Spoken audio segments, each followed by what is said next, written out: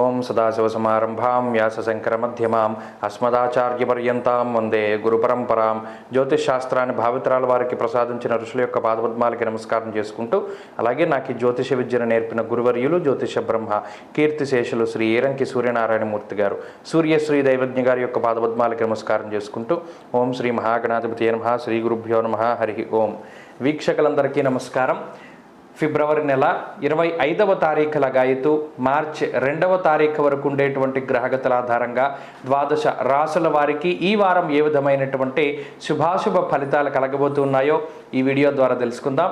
ముఖ్యంగా ఈ వారం ఉండేటువంటి గ్రహగతులను గమనిస్తే మేషరాశి యందు గురుగ్రహం యొక్క సంచారము, అలాగే కన్యారాశి యందు కేతువు, మకరమందు కుజశుక్రుల యొక్క సంచారము, కుంభరాశిలో రవి బుధ శనేశ్వరుల యొక్క సంచారము, మీనమందు రాహు, అలాగే ఈ వారంలో సింహం కన్య తుల వృశ్చిక రాశుల యందు చంద్ర సంచారం ఉండబోతూ ఉన్నది.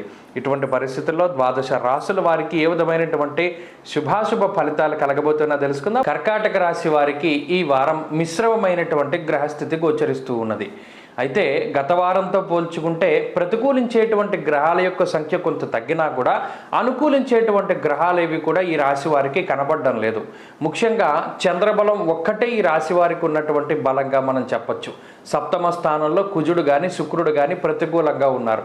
ఇక అష్టమంలో రవి శని బుధ గ్రహాలు 3 కూడా ప్రతికూలంగా ఉన్నాయి. భాగ్యరాహు ఎలాగో ప్రతికూలమే, గురుబలం లేనటువంటి పరిస్థితి. మరి ఒక్కసారిగా అన్ని గ్రహాలు ప్రతికూలంగా మారినటువంటి వారాల్లో ఇదొక వారం కాబట్టి ఈ వారం కూడా కర్కాటక రాశి వారు కొంత జాగ్రత్తగా ఉండాలి. అయితే ఏ విధమైనటువంటి ఇబ్బందులు వస్తాయి అంటే ఇక్కడ అష్టమ స్థానంలోకే మనం వెళ్ళవలసి ఉంటుంది. నానా కార్య విరోధస్య వ్యాధిపీడా ధనక్షయం దుర్దోష శత్రు సంవాద గమనాగమనం యదా బుద్ధి చాంచల్యమేవచ.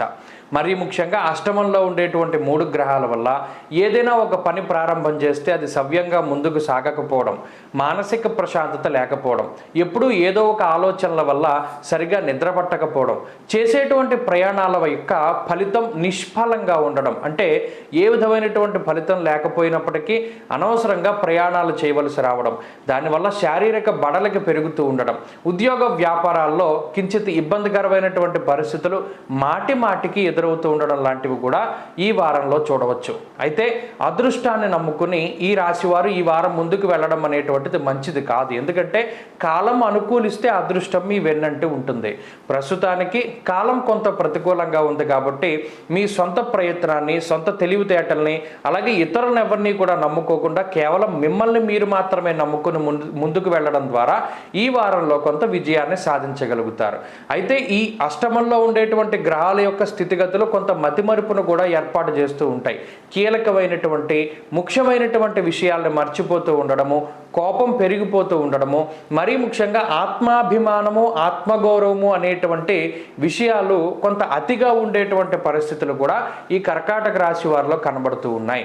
కాబట్టి ఈ విషయాన్ని దృష్టిలో పెట్టుకోవాలి. అలాగే ఆర్థికంగా కూడా కొంత లోటు బడ్జెట్ ఏర్పడేటువంటి పరిస్థితులు ఉన్నాయి.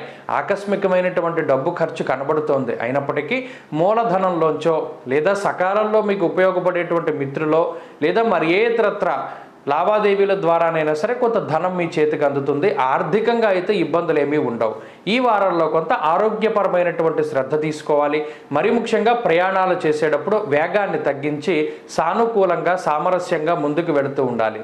ఒక పనిని ఒప్పుకున్నప్పుడు ఆ పని మీదే శ్రద్ధ చూపెడుతూ దాని మీదే ఏకాగ్రతతోటి ముందుకు వెళుతూ ఉండడం చెప్పదగినటువంటి సూచన. ఒకేసారి 2-3 పనులు ఒప్పుకోవడము లేదా 2-3 పనులు చేయడం అనేటువంటి విషయాలు ఈ వారంలో కర్కాటక రాశి వారికి పనికిరావు. మరి ముఖ్యంగా ఆహారాన్ని తీసుకునేటప్పుడు మంచి ఆహారమా కాదా అనేటువంటి విషయం పైన కూడా మీరు కొంత శ్రద్ధ పెట్టాలి. లేదా కొంత జీర్ణానికి సంబంధించినటువంటి ఇబ్బందులు ఏర్పడడానికి అవకాశం ఉంటుంది. దీన్నే అజీర్తి అని కూడా అంటారు, ఫుడ్ పాయిజన్ కూడా అంటారు. కాబట్టి కొంత జాగ్రత్తగా ఉండడం చెప్పదగినటువంటి సూచన. విద్యార్థులకి కాలం కొంత ప్రతికూలంగా ఉన్నది. మరీ ముఖ్యంగా స్త్రీలు ఆరోగ్యం పట్ల శ్రద్ధ వహించాలి. కర్కాటక రాశి వారు ఈ వారంలో మరిన్ని మంచి ఫలితాలు ఏర్పరచుకోవాలి అంటే రుద్రపారాయణం చేస్తే చాలా మంచిది. రుద్ర కవచాన్ని కానీ కాలభైరవ అష్టోత్తరాన్ని కానీ లేదా రుద్రం అనగా నమక చమకాల పారాయణ కానీ చేస్తే ఇటువంటి ఇబ్బందుల నుండి బయటపడడానికి అవకాశం ఉంటుంది. ఈ వారంలో కలిసి వచ్చేటువంటి రోజు సోమవారంగా చెప్పవచ్చును. అదృష్ట సంఖ్య 9, అదృష్ట వర్ణము కాషాయము. తదుపరి సింహరాశి.